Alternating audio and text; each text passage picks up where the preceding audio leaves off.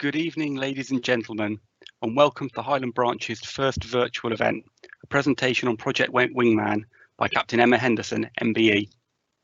My name is Nick Mudford, and on behalf of the Highland Branch Committee, I'm pleased to welcome society members, friends of the branch, and also those joining us for the first time.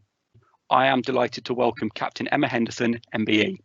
Emma is a former airline captain, and you may recognise her from a 2019 Fly on the Wall TV documentary, and she is now Chief Executive Officer of Project Wingman.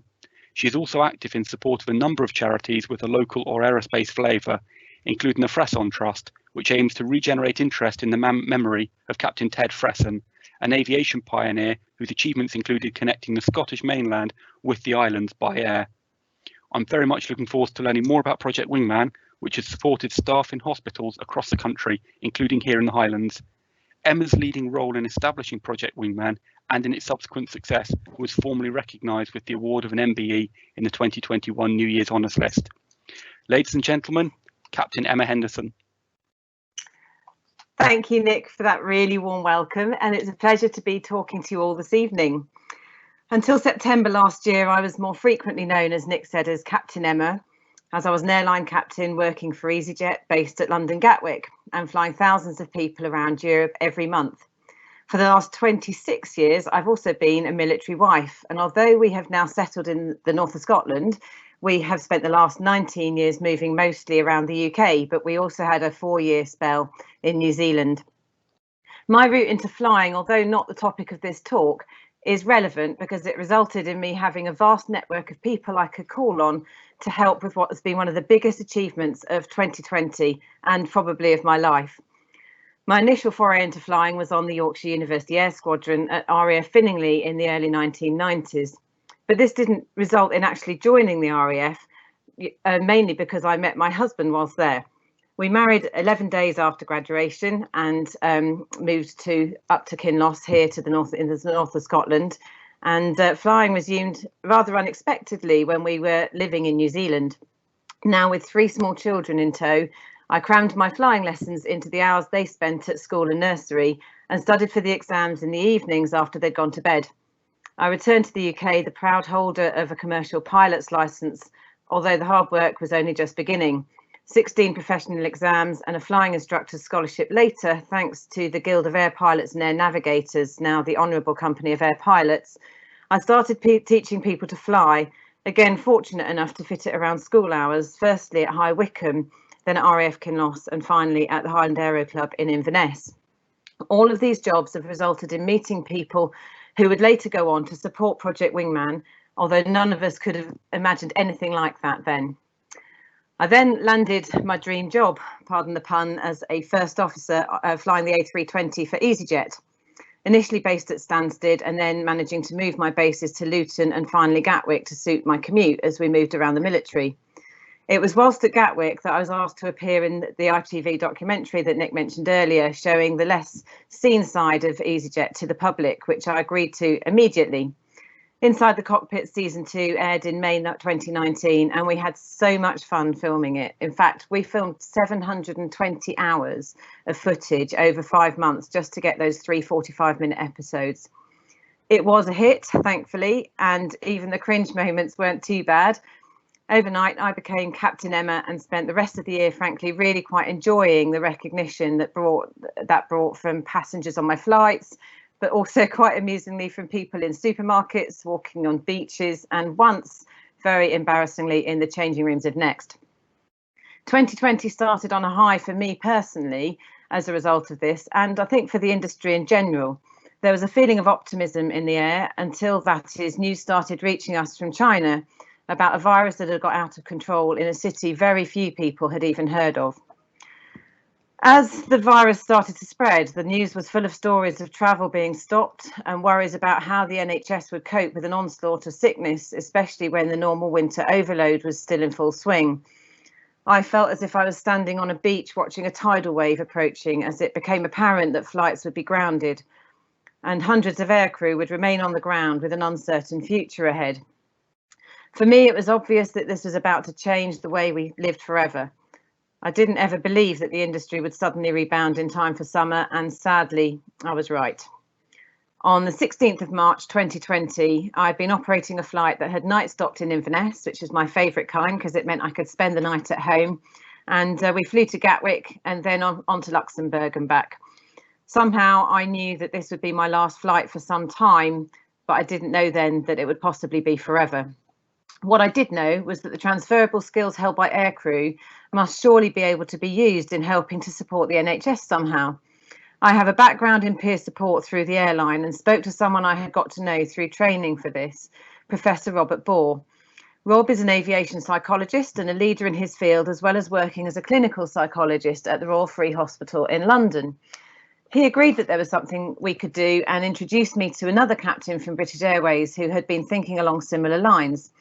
His name was Dave Fielding, and after an hour-long phone call, we agreed that we could create a safe haven for NHS staff in hospitals. And if we could make it work in one hospital, the model could be dropped into any other clinical environment. The spaces we thought of would look and feel like airport lounges, but nice ones, and would be run by grounded aircrew. Dave had the hospital contacts, and I had a large network I could tap into to see how much support there would be. We just needed a name, and being pilots, there was really only one film we could turn to for support. And just to be clear, I'm neither Maverick nor Kelly McGillis, and never will be. Project Wingman was born, and after spending 2 weeks of working 18-hour days to write a set of operating manuals for our concept, pilots, as you know, really do love manuals, we found that we already had almost 1,000 volunteers who'd signed up to help, and I had to bring more people in to help us manage a spreadsheet that was literally growing by the hour. We launched our first lounge at the Whittington Hospital on the 30th of March with a team of 15 aircrew representing a mix of many of the UK's airlines, including but not exclusive to EasyJet, British Airways and Norwegian. And there was also crews from Virgin. We had redundant Flybe crew as well who joined us. Our premise was simple. The hospital would provide us with a space which was large enough to practice social distancing and separated from patients in order to keep our volunteers safe. Later on, PPE would be mandatory, but in the beginning, it wasn't required. We also asked the hospital to provide basic refreshments, and our offer was one of tea and empathy. Aircrew, pilots and cabin crew or flight attendants all have a set of really transferable skills that work perfectly in this arena. They are used to working in a high pressure environment, often managing different situations simultaneously and essentially courteously. Flight attendants are famed for their exceptional customer service skills, and this is exactly what was required in our lounges. When someone steps on board an aircraft, we don't really know who they are, why they're travelling, or what baggage they're bringing on board with them. And our crew members are there for people's safety, but the public face of that is to make you feel welcome, comfortable and secure. And this is exactly the same in a wingman lounge. We don't know who an NHS staff member is when they enter a lounge. They may be a consultant anaesthetist or a cleaner. It doesn't matter, we're there to care for them all. Pilots have a similar skill set. Every day we put into practice finely honed skills like decision making, leadership, communication, teamwork, workload management, as well as being customer facing. And we found that in the lounge, NHS staff really wanted to talk to us about the skills that we held from that arena and how we used them. Stories started to flood in about the profound effect our lounges were having on NHS staff, and one of the earliest came from one of our volunteers who phoned me to tell me that he'd just spent a very emotional morning talking to a doctor who had come into the lounge ostensibly for a coffee. As part of the conversation, the doctor had asked when we thought we might be likely to go back flying again, and this was back in early on in sort of April time, and the answer was, I only wish we knew. Not until it's safe to do so, I suppose. And that brought the doctor to tears as they explained they were from overseas and their mother had died the night before. They didn't know when they would get home to see their family again, or whether or not they'd even be able to make the funeral. So the volunteer was able to spend over an hour comforting the doctor, listening to them voice their fears and concerns, offering them a cup of tea to go with that in order to show them empathy by actually sitting down next to them as they grieved. And this was the first of many, many stories that we received. Once one lounge was launched, we found that requests came flooding in and we expanded quickly. London hospitals started to fall like dominoes as COVID swept across the city and the southeast and brought with it hourly requests for lounges. At the same time, the general public took the NHS to their hearts and flooded hospitals with donations. Everything from iPhone chargers to chocolate biscuits arrived at hospitals across the country, and this led to the first evolution of our lounges. We were able to help distribute all these items, and as we grew, we found more and more donations coming in our direction. Companies gave us plants, cakes, balloon arches. Those gave us 10 speakers for £3.5 million worth of newspapers and magazines, from a media company that has become one of our founding sponsors. Our Tea and Empathy lounges became first-class lounges. We created a logo, and the Project Wingman Foundation Limited was registered first as a company, and then with the help of our local MP up here, Douglas Ross, we were fast-tracked through our charity application, achieving in 5 weeks what it takes many charities months to accomplish. We were and still are so proud that we are united as an industry. Pilots are pilots. We don't really care what colour our aircraft are, and the same goes for flight attendants too. We're united as an industry, firstly because we are a consummate group of professionals, and also because we are all facing the same thing.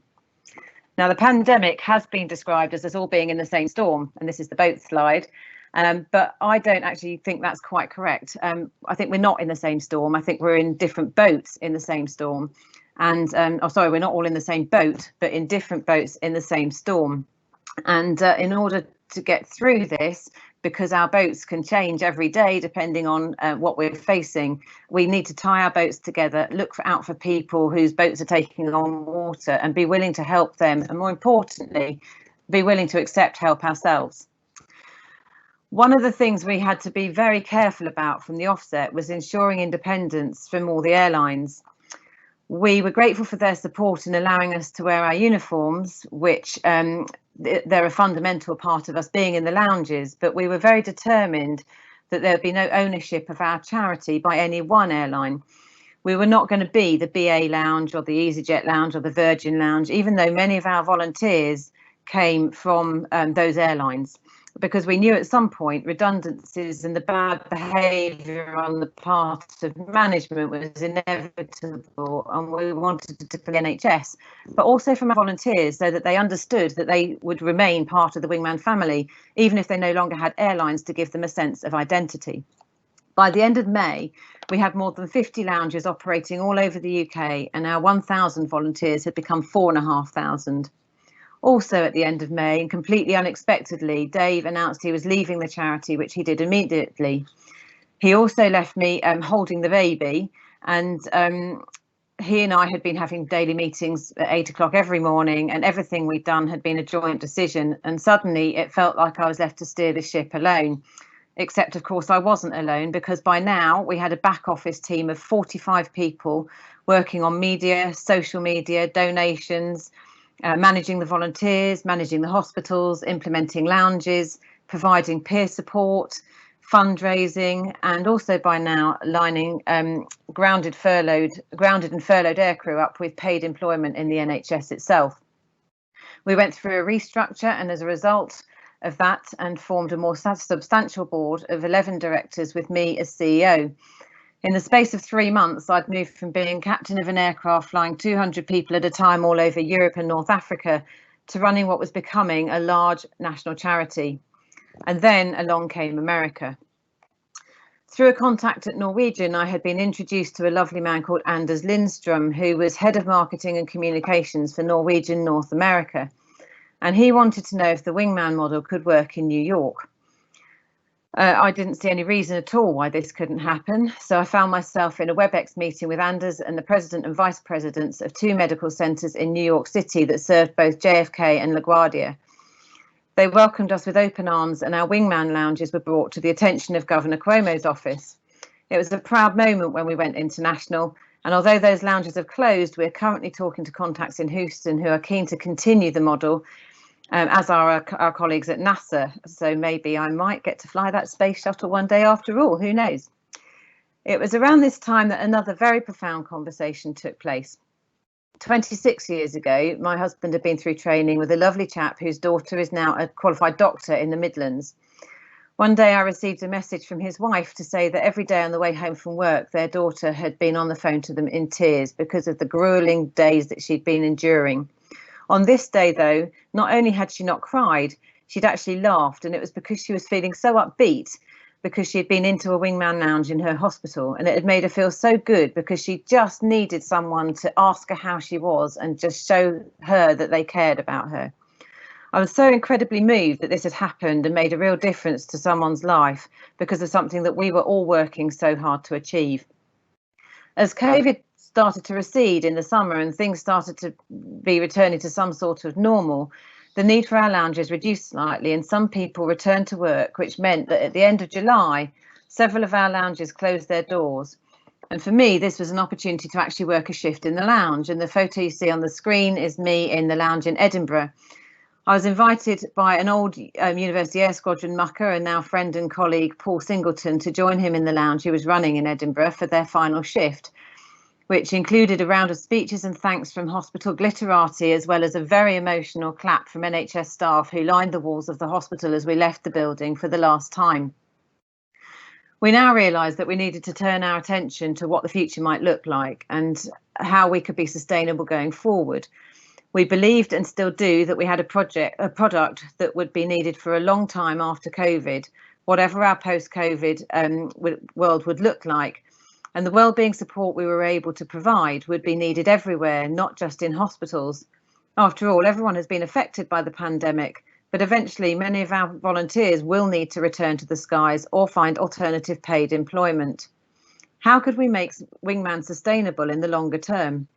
The answer came in the form of a double-decker bus.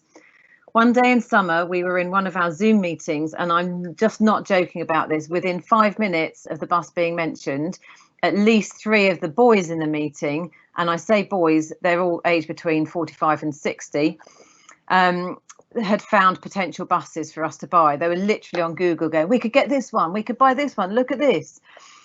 There were a couple of problems with that, despite it being an excellent idea, and the biggest problem was money. We've never had any, and the charity has always been run by volunteers. Every single role that has been undertaken has been done by people who, if they've managed to avoid redundancy, have been earning a tiny proportion of their normal salaries. Along with the rest of the country, and after a bit of research, we realised that we needed approximately £100,000 to buy a bus, convert it and get it out on the road. It's only money though, isn't it? And as is often the case, I turned to the world of film to encourage my team that this was something we could do. If you've ever watched the 1989 movie Field of Dreams starring Kevin Costner, you will know why my phrase for this moment was, if we build it, they will come. We decided to take the plunge and go for the bus on the basis that this would be the future of Project Wingman. It has been a labour of love on the part of my friend and colleague Rich Griffin, a TUI captain. And he's literally sunk his life into making the bus not just happen, but happen in a really outstanding way. We found the perfect bus with a raised glass roof, which had already been converted, and it was at South East Coachworks in Faversham in Kent. And as luck would have it, one of the owner's daughters is cabin crew.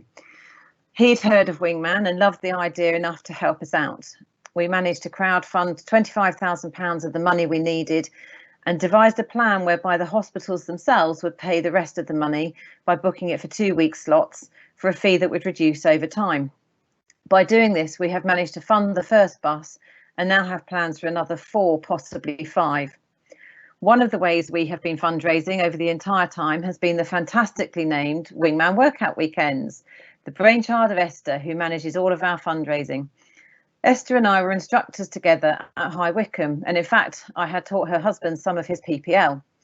Esther was one of the first people who'd come on board when the spreadsheet had started to become unmanageable. And at the start of lockdown 1, Esther had agreed to support her niece in Joe Wick's PE classes, which in turn inspired her to invent Wingman workouts. The first weekend in May was such a success that another weekend was planned for September. This was a decent sized challenge because it was decided that as many of us as possible would do the Yorkshire Three Peaks in one day. Lockdown restrictions had relaxed enough for us to travel, and we made the journey down from Scotland, and everyone else travelled north. And for some of us, it was the first time we'd met face to face. And in fact, there are still members of my team who I speak to every single day who I've never actually met. We were fortunate enough to have family to stay with the night before. Hi, Chris. I know he's here tonight. And we had an early start on the big day, but what a day that was.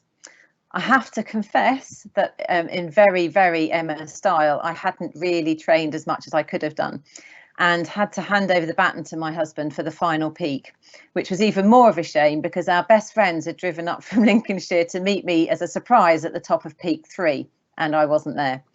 We met in the pub instead, and it was a real shame that they'd travelled all that way, but I just couldn't do it, and I had to just say I can't keep going with that. But Jim took over, my husband, and it was something we all really enjoyed. And in fact, we enjoyed it so much, we've declared it an annual event. We're holding again this September, so maybe some of you might even be able to join us. We named the bus Welby, and we launched it at Homerton University Hospital NHS Trust. I can never actually say that properly, it's such a mouthful. But we launched it there in Hackney, North East London, on the 1st of February this year, which to our complete delight brought with it the publicity we had really been hoping for in the form of a slot on the One Show. The bus, and hopefully buses, will be the future of the charity as we move into the post-COVID dawn and find out what the future holds. The point of the buses is, unlike the static lounges, and we will keep some of those, volunteers will only be needed for short bursts at a time when the bus is in their area. So rather than committing to volunteering in the lounge forever, and there are many other benefits to the bus actually, because we can move it around and take it to hospitals where perhaps we haven't had enough space for a lounge before, or we're somewhere where there's not enough crew available. So we can be much more flexible with what we can deliver in the longer term. Areas like East Anglia, Suffolk, Norfolk, and the southwest, Cornwall and Devon, they're places where we haven't really been able to provide lounges at the moment, or one or two small lounges, but nothing like what we could potentially do with a bus or more buses. We also are hoping to take the bus to corporate events to raise the overall profile and importance of wellbeing. And we aim to help that pay for itself by running wellbeing weeks for corporates, and taking the buses into the community in the future as well would be the long-term goal. I am proud to be able to tell you that the charity currently has 6,000 volunteers, around 1,500 of which are still active in lounges or on the bus. We've had lounges in 94 different locations around the UK, in every nation, from Elgin in the north of Scotland here, obviously local for most of us, to Barnstaple in Devon, from Swansea in the west of Wales to Norwich in the east of Norfolk, and everywhere in between. Although many of our volunteers will return to the skies at some point, I will not be one of them. Being based at Gatwick, my commute depended on the 7 flights a day to London from Inverness with either EasyJet or BA, most of which many of you will be aware have now stopped. I loved my job intensely, but it had become unviable, and so in order to save other people's jobs and take control of my life, I made the very difficult decision to take voluntary redundancy in September last year. If I had not had Wingman, those days would have been a lot darker than they were. Over the last year, as we've built up our charity from nothing, we've all been really proud to have received recognition for our work from the airline industry, the NHS, the government.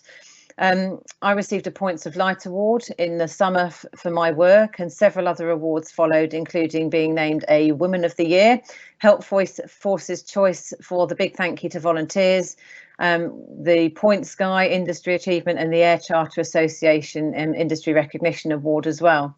And as Nick mentioned earlier, for me, a personal highlight and something I had never even dreamed of was receiving an email in early December informing me that I had been nominated as a member of the Order of British Empire, or MBE, in the New Year's Honours List for 2021.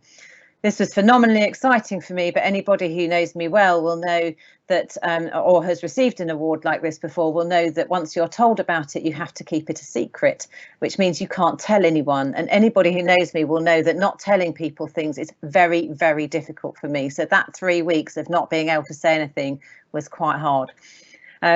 It's also, though, massive recognition, as far as I'm concerned, for everyone in the charity who's worked so hard.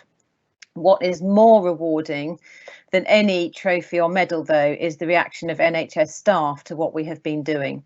We receive messages on a daily basis from people whose lives we've touched, and there has been another unexpected but no less welcome side of this, which is that the lives of aircrew who have volunteered for us have been changed for the better as well. The sense of camaraderie and belonging that we get at work, and that we had been missing from not being able to go to work, has been replaced by belonging to the Wingman family, which is united aircrew from across every single airline that operates in the UK to help those people who spend their lives helping us. And anybody who's based locally might be interested to know that we have actually had volunteers from RAF Lossiemouth supporting us in the lounge in Elgin as well, which also makes me very proud.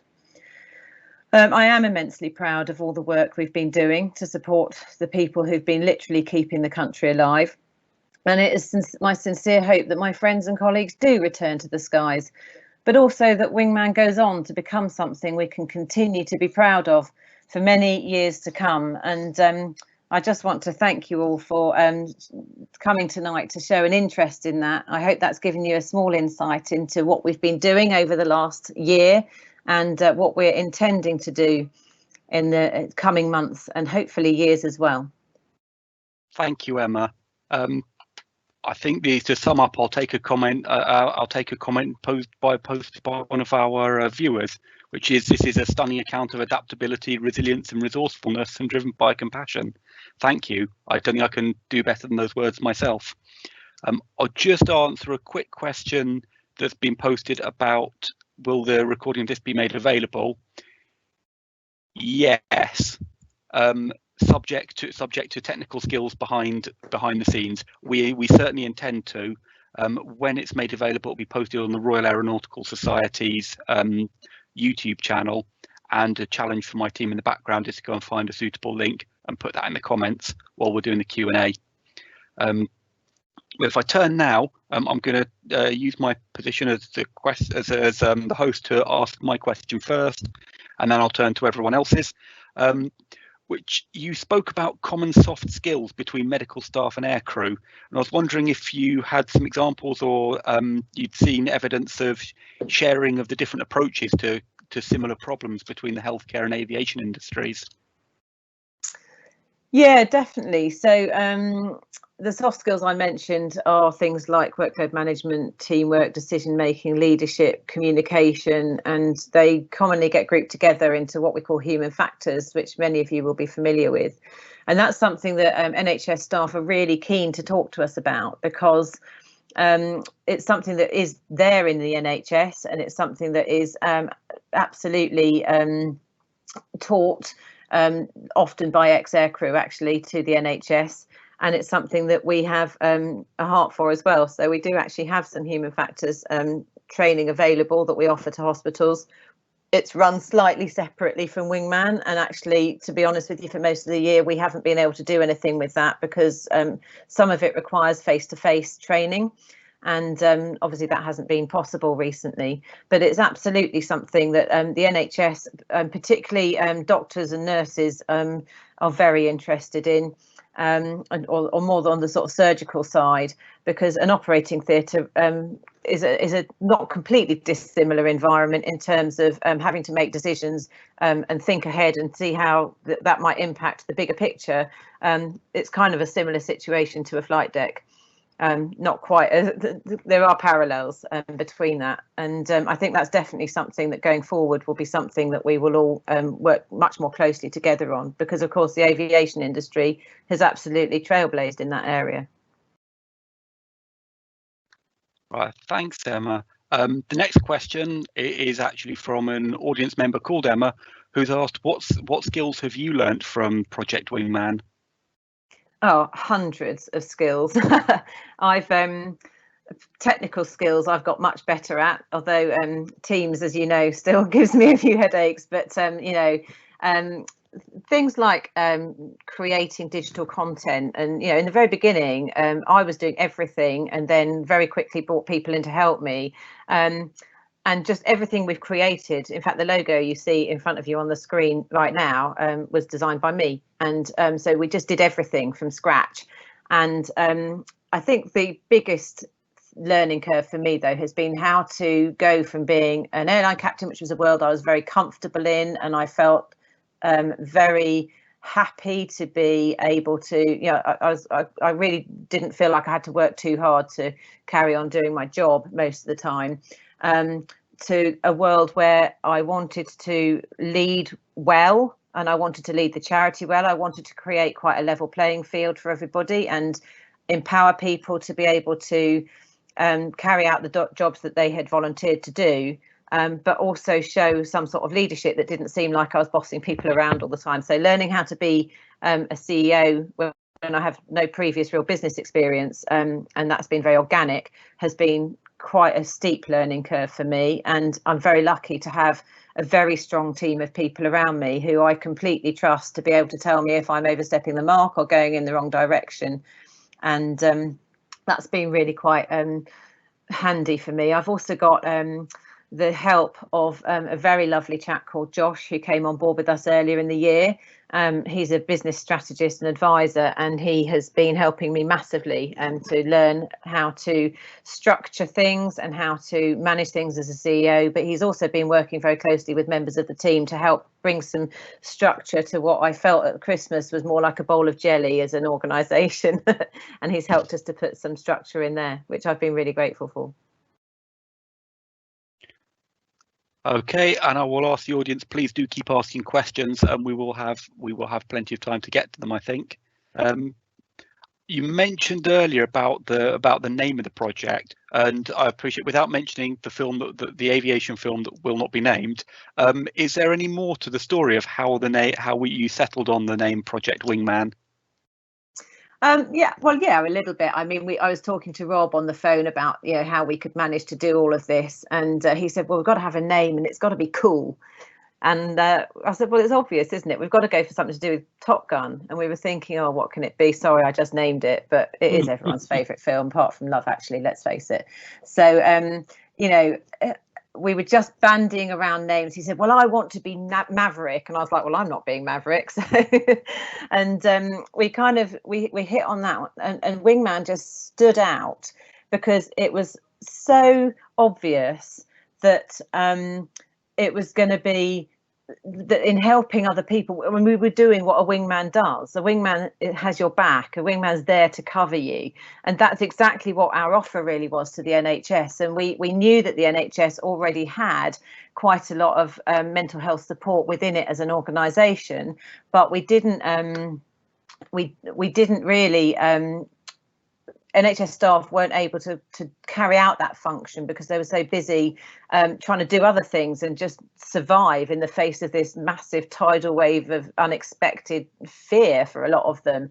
And it was described beautifully by a consultant in one of the hospitals in Newcastle. As he said, it sounded like a warm blanket being wrapped around the NHS. And that's exactly what we set out to achieve.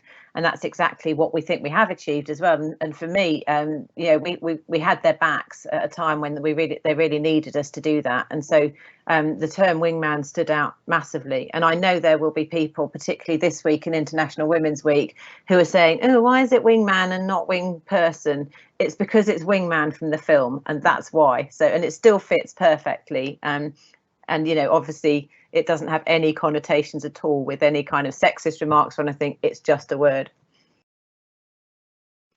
All right, thanks, Emma.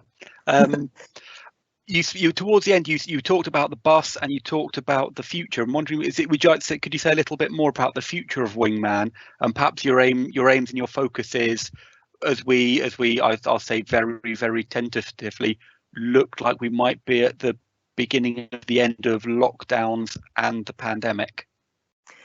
Yeah, absolutely. And that's something we've really been discussing in depth recently. And as I said before, the bus, we feel very strongly, is going to be the way that we keep Project Wingman being sustainable going forward, because what we can't do, what we've got at the moment is a number of static lounges that are being crewed by people who are locked down. And we actually know that as soon as lockdown starts to ease, people will start to drift away from that. And it's not because they don't care anymore, it's because people have been locked down for a long time and they need to be able to start to find some sort of normality in their lives, that whatever the post-COVID world's going to look like, we have to start finding some sort of normality there.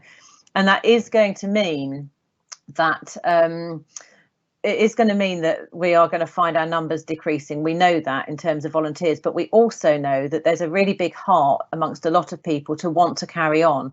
So we've got to find a balance, because maintaining the static lounges that we've got is going to be our link into the NHS and making sure we still keep that relationship going. But maintaining the bus side of things is going to be the way in which we are able to sort of deliver that service going forward. So our plans really are to have a maximum of 10 static lounges dotted around the country, and we've already got quite a clear idea about where those lounges might be. But we also want to increase our fleet of buses so that we can provide cover in regions, rather than, at the moment, everything's centred in the southeast, and that's great because that's where the bus started. But actually we want to bring the bus to Edinburgh, Glasgow. I'd love the bus to come up to Elgin as well, and perhaps visit some of the places that haven't had quite so much attention. And that's something we're hoping to work towards this year. We're just trying to find the right balance for that. And what we don't want to do, for example, is open a lounge in a place where we want the bus to go and then find we don't have the volunteers to cover it. So I think over the next few months, we're very much going to be just watching and seeing what happens in terms of how many volunteers do we actually lose, who either just want to stop doing what they've been doing or need to go back to work. None of us really know when the travel restrictions are going to be lifted or what this summer is going to look like. But I'm fairly sure there is still going to be, the flying this summer is not going to be 2019 levels of flying.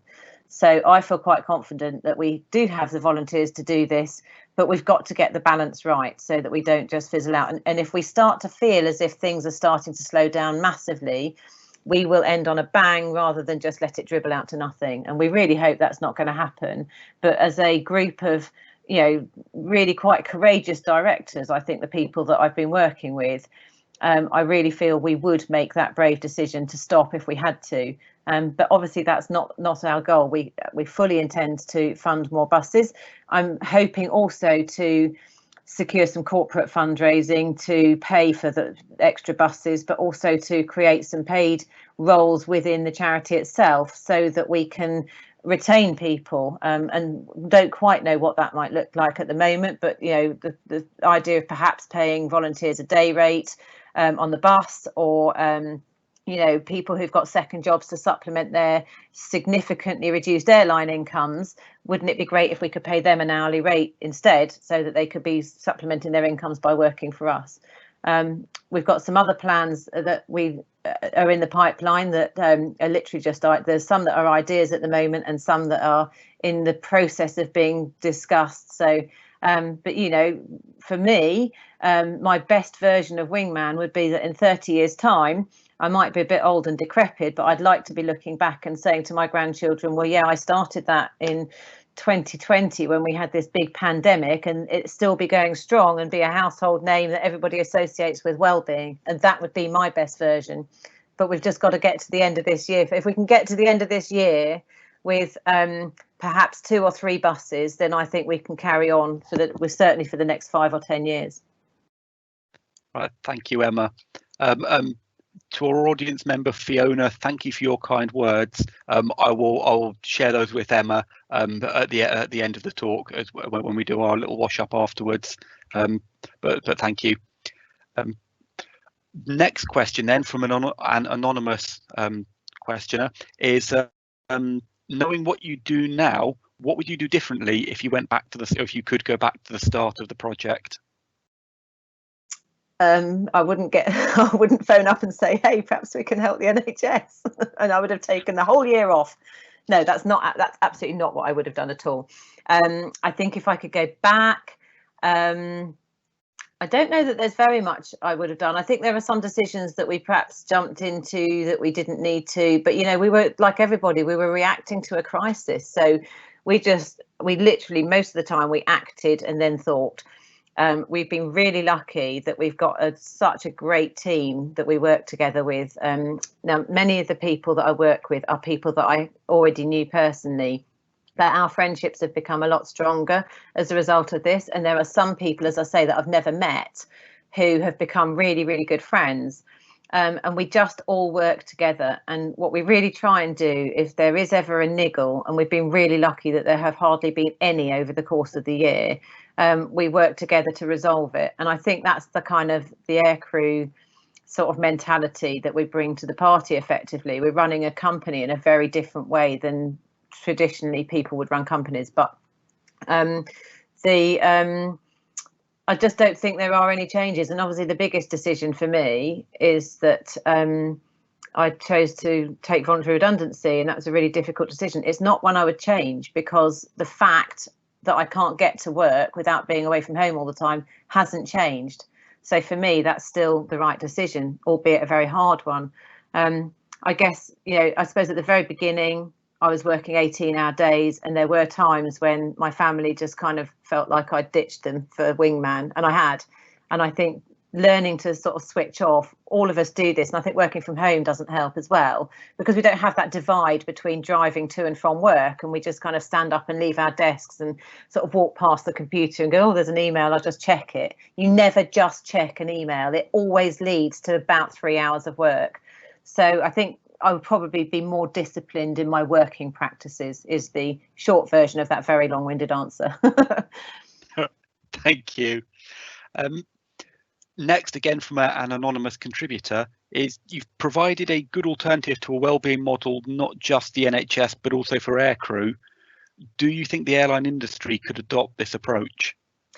Well, I very much hope so. And the slightly crazy idea that I've been thinking of recently, and I don't even know if this is going to be a thing, but what I really would love to do would be to say, bearing in mind that, we have definitely, we know we've helped aircrew during this pandemic, and the airlines know that as well.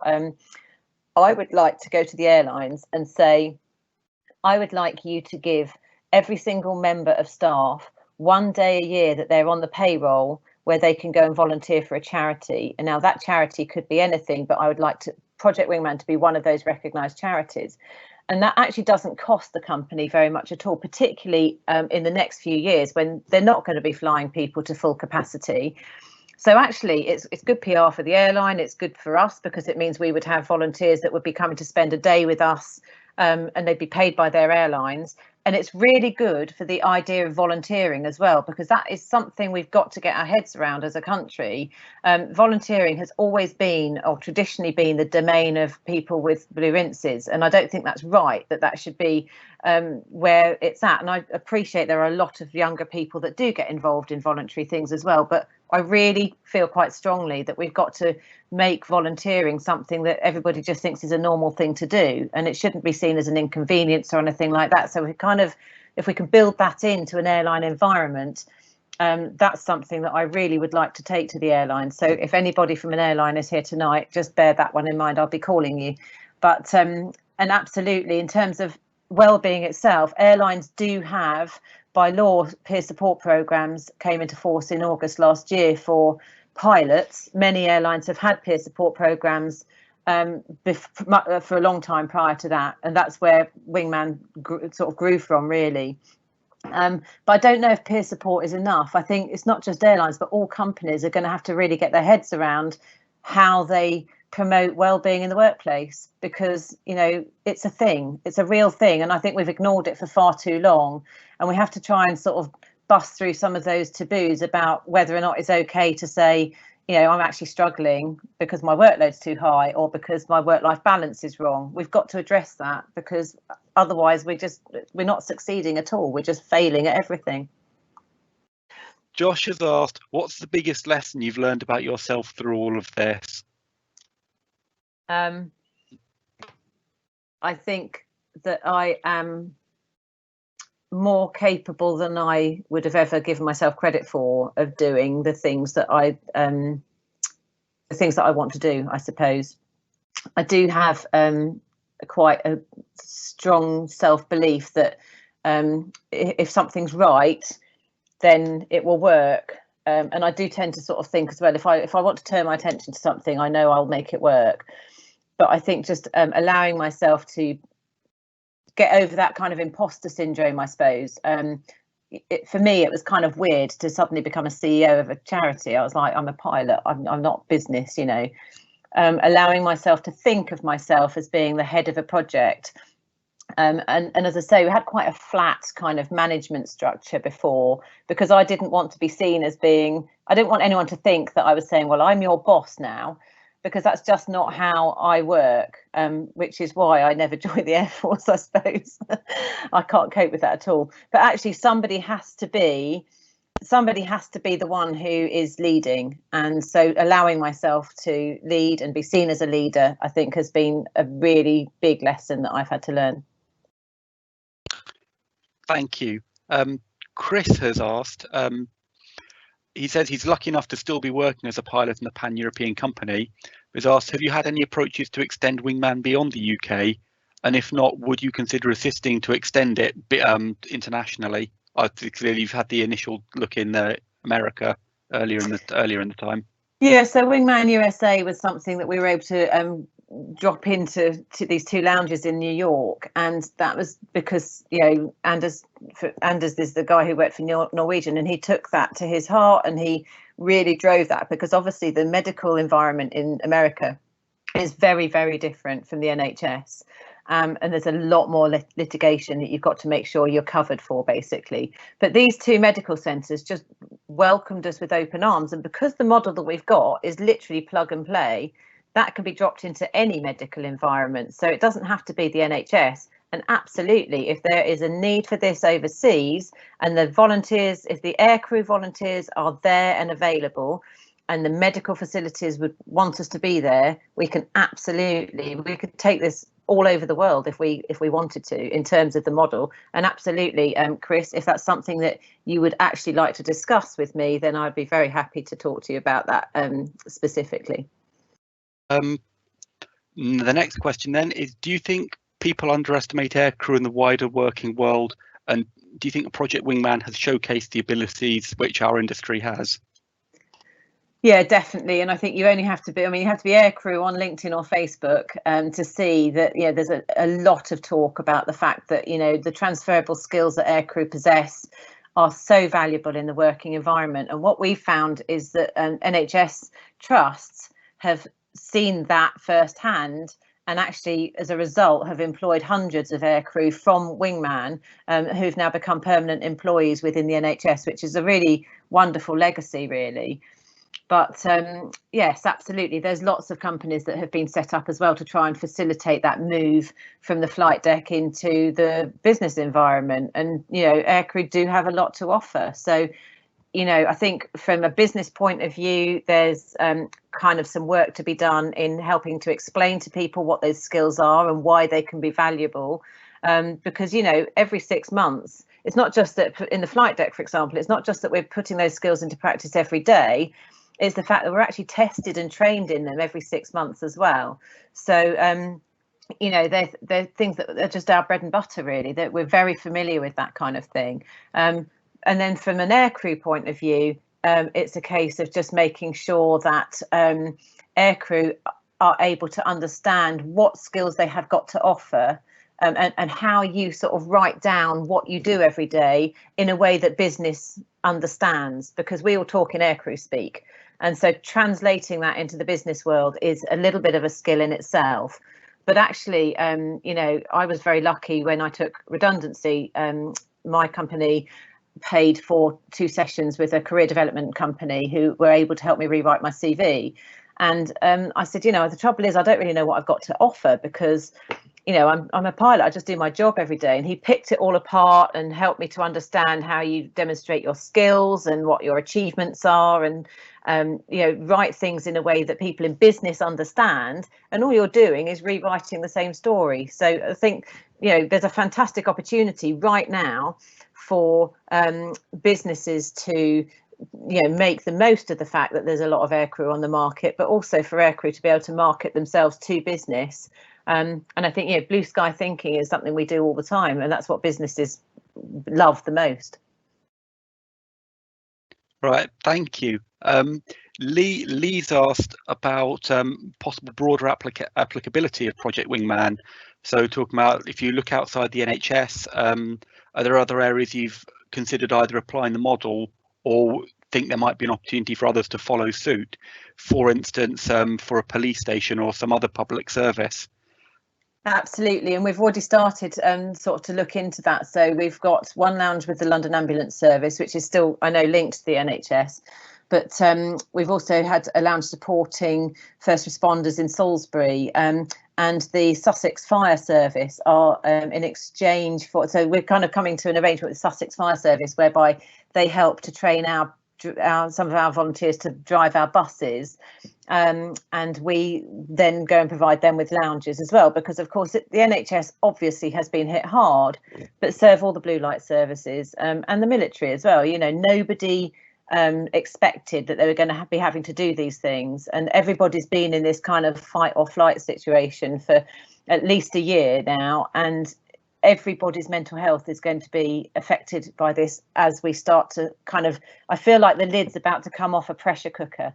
And absolutely, it all depends for us, though the crux of everything is having the crew to be able to support that.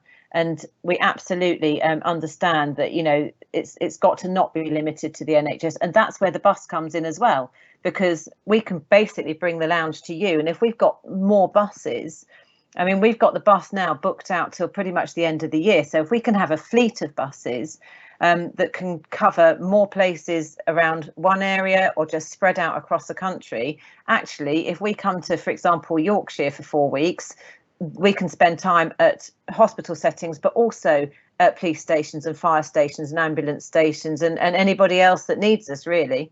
It's something that I think that we all need.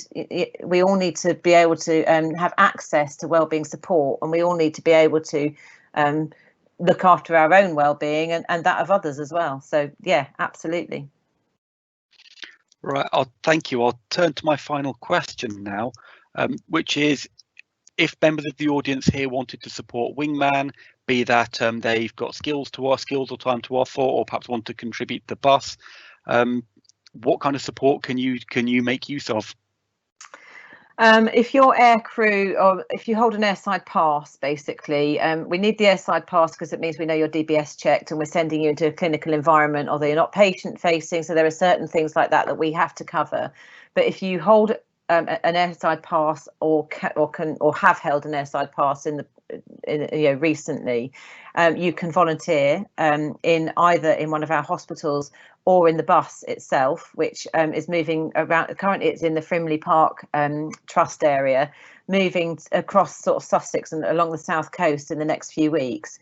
So you can sign up at www.projectwingman.co.uk, and there's a button on that website saying get involved. So if you click on that, fill in all the details, and you can say there's a drop down to say which is your nearest hospital, and you can also choose the bus as well. So that's one way you can get involved. Another way you can help us is just to tell people about us, so that there's a bit more awareness out there of what we're doing, because the more exposed we are, the easier it is to be able to fundraise, basically. Our current fundraising has been via crowdfunder. That's www.crowdfunder.co.uk/Wingman Wheels, and that's where we managed to raise the first £25,000 for the bus. We're still fundraising through that, so you know, even if you've got a few pounds to spare, that's great. If you or anyone else you know has got a lot of pounds to spare, that's even greater. But you know, any amount is valuable to us, because and of course it's not to us, it's all going to supporting the NHS as well. And just to be sort of very clear about what I said earlier, any paid positions within the charity would come from corporate fundraising and not from money that's given to us by the public for the charity. So they're the two main ways that you can get involved, basically. Thank you, Emma. I appreciate I just said that was the last question. That was my final question. Somebody's just thrown a nice closing one in, just coming under the bar. So if you'll indulge me, it's just a simple opportunity to say, what's the response been from the NHS staff?